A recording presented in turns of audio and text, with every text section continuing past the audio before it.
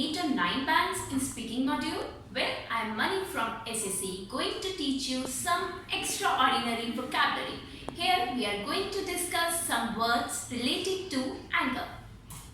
First is foaming at the mouth. We use this phrase when we are very angry. तो ये कहने के बजाय that we are angry or he is angry, we can say we are foaming at the mouth. The second one is a red rag to a bull. We use this phrase when somebody or some situation makes us angry. For example, when we talk about his past, it's just like a red rag to a bull.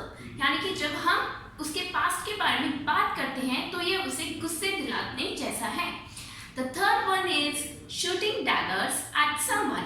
It means somebody looks at us with anger. For example, if I say on seeing me watching TV, my mother shot daggers at me. It means मुझे TV देखते हुए मेरी mother ने गुस्से से देखा.